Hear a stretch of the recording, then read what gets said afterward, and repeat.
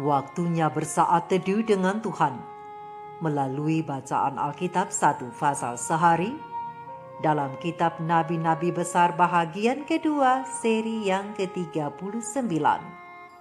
Kitab Yeremia pasal 39 dengan perikop jatuhnya kota Yerusalem, perintah Nebukadnezar untuk melindungi Yeremia dan janji kepada Ebed-Melek bahwa ia akan dilepaskan. Mari baca Alkitab, mari dengar Alkitab, dan mari lakukan apa yang Allah firmankan di dalam Alkitab. Maka iman dan pengharapanmu tidaklah sia-sia. Tuhan Yesus Allah Putra, Alfa dan Omega memberkati, dan Allah Roh Kudus akan menuntun untuk memahami. Salam kasih dan doa dari Rumah Produksi Endang Silitonga Tanjung Bible Audio Ministry. Mari memulainya dengan doa dalam hati.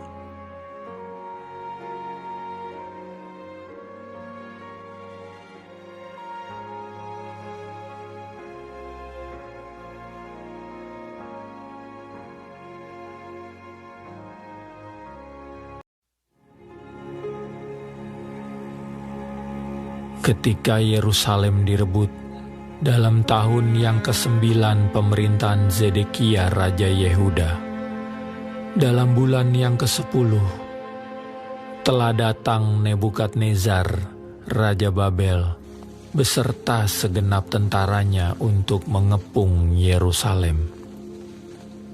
Dalam tahun yang ke-11 pemerintahan Zedekia, dalam bulan yang ke-4, pada tanggal 9 bulan itu, terbelahlah tembok kota itu.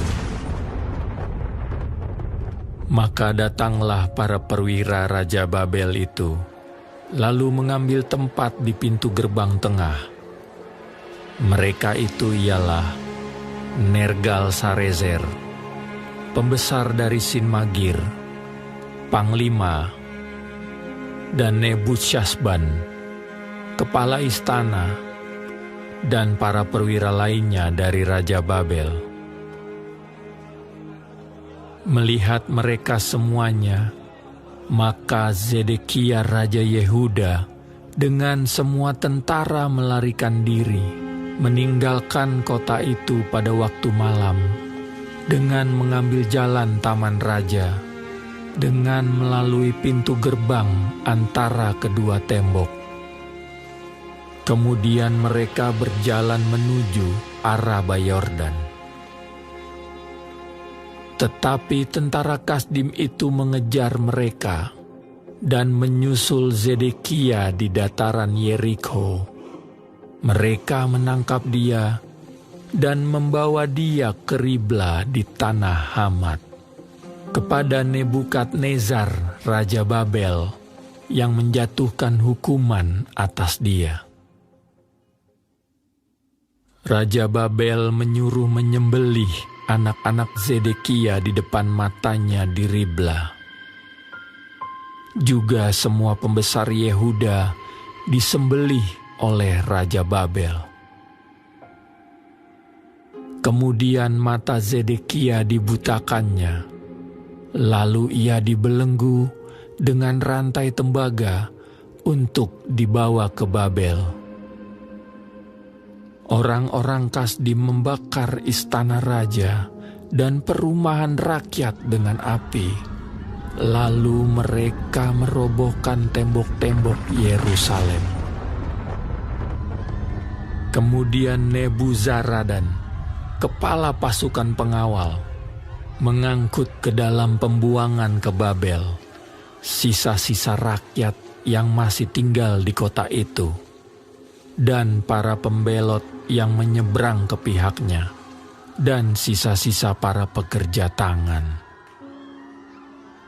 Tetapi sebagian dari rakyat, yakni orang-orang miskin yang tidak mempunyai apa-apa, ditinggalkan di tanah Yehuda oleh Nebuzaradan, kepala pasukan pengawal. Pada waktu itu juga diberikannya lah kebun-kebun anggur dan ladang-ladang kepada mereka. Mengenai Yeremia, Nebukadnezar Raja Babel telah memberi perintah dengan perantaraan Nebuzaradan, kepala pasukan pengawal. Bunyinya, "Bawalah dan perhatikanlah dia. Janganlah apa-apakan dia, melainkan haruslah kau lakukan kepadanya sesuai dengan permintaannya kepadamu." Maka Nebuzaradan, kepala pasukan pengawal, beserta Nebusyazban, kepala istana, dan Nergal-Sarezer, panglima, dan semua perwira tinggi Raja Babel, mengutus orang.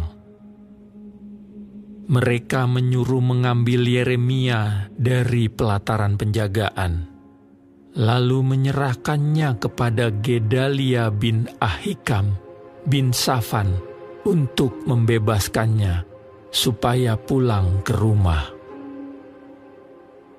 Demikianlah Yeremia tinggal di tengah-tengah rakyat.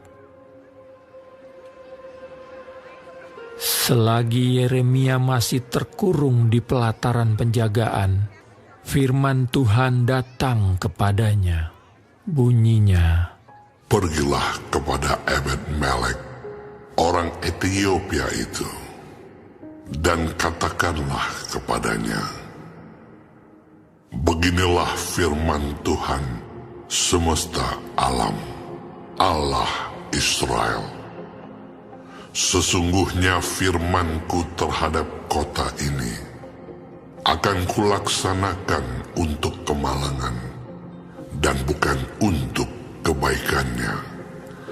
Dan semuanya itu akan terjadi di depan matamu pada waktu itu juga. Pada waktu itu juga, demikianlah firman Tuhan. Aku akan melepaskan engkau, dan engkau tidak akan diserahkan ke dalam tangan orang-orang yang kau takuti. Tetapi dengan pasti aku akan meluputkan engkau. Engkau tidak akan rebah oleh pedang. Nyawamu akan menjadi jarahan bagimu, sebab engkau percaya kepadaku. Demikianlah firman Tuhan."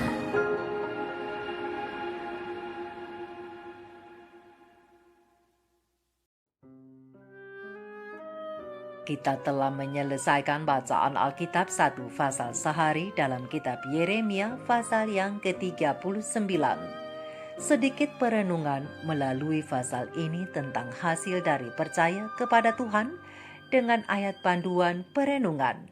Terang besar Alkitab Yeremia 39 ayat 17 dan ayatnya yang ke-18 dengan bunyi nas.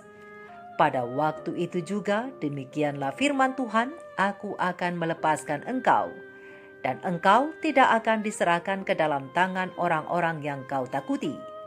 Tetapi dengan pasti aku akan meluputkan engkau. Engkau tidak akan rebah oleh pedang, nyawamu akan menjadi jarahan bagimu. Sebab engkau percaya kepadaku, demikianlah firman Tuhan. Sahabat-sahabat firman, sahabat sorgawi yang dikasihi oleh Tuhan di mana saja berada.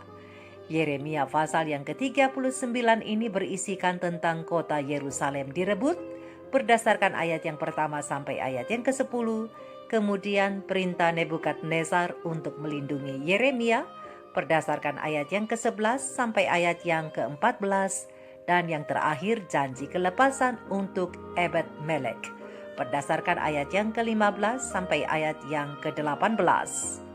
Sahabat-sahabatku, sahabat-sahabat firman, Yerusalem begitu kuat sehingga penduduknya percaya bahwa musuh tidak akan pernah bisa memasukinya. Tetapi dosa mereka telah memancing Tuhan untuk menarik perlindungannya. Dan akhirnya Yerusalem menjadi kota lemah seperti kota-kota lainnya. Pula raja mereka, Sedekia, dicongkel matanya dan menjadi buta. Ia terkutuk dalam kegelapan karena ia telah menutup matanya dari terang firman Tuhan. Demikianlah sahabat-sahabatku dengan setiap orang yang tidak mengindahkan firman Tuhan. Banyak cara yang dapat digunakan oleh Tuhan untuk memperlihatkan akibat dari penolakan itu. Tuhan Allah akan membuktikan betapa tidak abadi kepemilikan duniawi, baik miskin ataupun kaya. Tidak ada keuntungan di dalamnya bila individu-individu itu memilih terikat pada dosa-dosa mereka. Hamba Tuhan Yeremia dan semua yang memilih taat kepada Allah diluputkan dari hukuman. Mereka dilindungi dan dihibur, sementara mereka yang jahat menderita. Demikianlah dengan mereka-mereka yang setia kepada Tuhan, sahabat-sahabat firman. Mereka akan lebih sering bertemu dengan banyak kebaikan daripada mereka yang tidak setia. Tuhan akan membangkitkan sahabat-sahabat yang akan berbuat baik kepada semua yang taat kepadanya dan memenuhi semua janjinya kepada mereka. Seperti Ebed-Melek kepada Yeremia, Nabi Allah itu, dan Allah kepada Ebed-Melek. Dan pesan Tuhan untuk meyakinkan Ebed-Melek atas balasan kebaikannya yang besar kepada Yeremia, Tuhan berfirman, "Pada waktu itu juga demikianlah firman Tuhan, Aku akan melepaskan engkau dan engkau tidak akan diserahkan ke dalam tangan orang-orang yang kau takuti. Tetapi dengan pasti aku akan meluputkan engkau. Engkau tidak akan rebah oleh pedang, nyawamu akan menjadi jarahan bagimu, sebab engkau percaya kepadaku." Demikianlah firman Tuhan. Sahabat-sahabat sorgawi, sahabat-sahabatku, begitulah Tuhan membalas setiap jasa manusia sesuai dengan prinsip mereka, yaitu mereka yang mempercayai Tuhan di jalan tugas seperti yang dilakukan orang Ethiopia yang baik hati itu. Mereka akan menemukan bahwa suatu hari nanti harapan mereka tidak akan gagal pada saat mereka menghadapi bahaya yang besar. Tetapi harapan tidak akan ada bagi mereka yang menolak untuk percaya, yang menolak untuk merendahkan diri dalam pertobatan agar Allah menyelamatkan mereka. Untuk itu, melalui ilham ilahi, terang kecil roh nubuat Maranatha Tuhan datang, halaman 341 alinea kelima memberi kita peringatan. Pada hari pemberian pahala atau hukuman terakhir, baik orang-orang kudus maupun orang-orang berdosa akan mengetahui Dia yang telah dikorbankan itu adalah hakim semua orang. Hari keputusan terakhir itu akan berlangsung dengan hikmat-Nya. Oleh sebab itu, selagi pintu kasihan masih terbuka bagi kita, kesempatan dan hak masih diserahkan kepada kita untuk menjadikan panggilan Allah itu sebagai pilihan yang pasti. Oh, betapa kita harus menghargai kesempatan ini. Maka sahabat-sahabat firman, Tuhan akan berkata kepada kita sebagaimana firman-Nya kepada Ebed-Melek, "Karena engkau menaruh percaya kepadaku, nyawamu akan menjadi jarahan bagimu." Atau dengan kata lain, nyawamu yang semestinya hilang akan direbut seperti barang rampasan oleh Tuhan, dan Ia akan mengembalikannya lagi kepadamu. Nyawa yang seharusnya hilang karena dosa akan dikembalikan lagi kepada barang siapa yang percaya kepada Sang Pemilik kehidupan dan menuruti segala perintah-Nya. Kesempatan untuk memperoleh hidup itu kembali masih ada sekarang, dan hidup itu ada di tangan Tuhan. Hidup kekal bersama-sama dengannya selama-lamanya. Mari kita renungkan ini bersama. Tuhan Yesus memberkati. Maranatha. Shalom.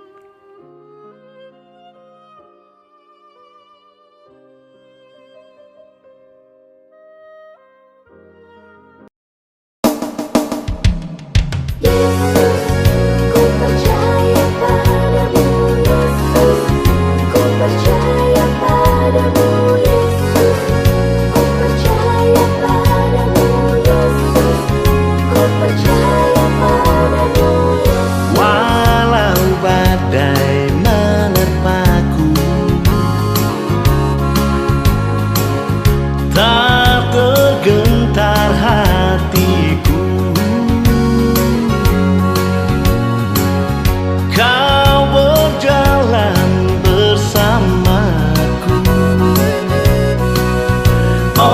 Yesus, ku percaya padamu.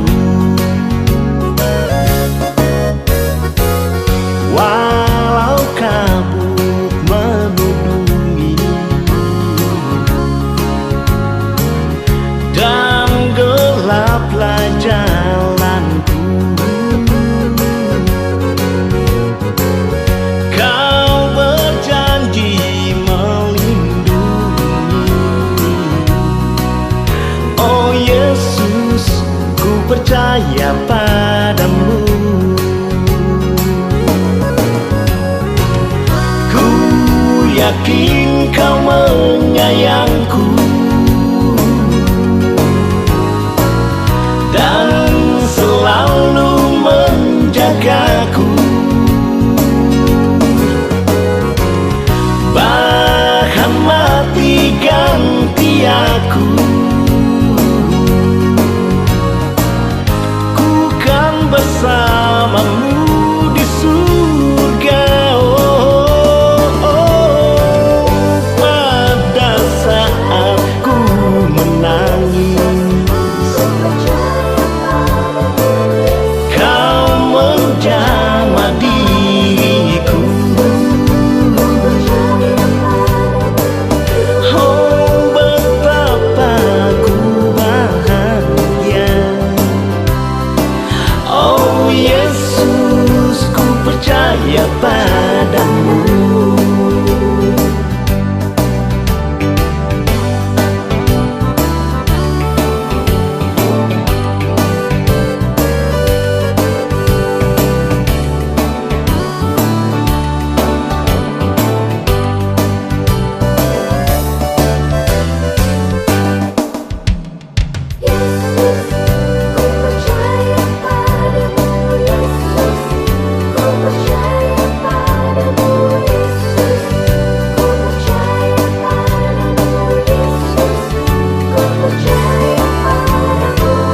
Walau kabut menudungi dan gelaplah jalanku, Kau berjanji bersamaku. Oh Yesus, ku percaya padamu.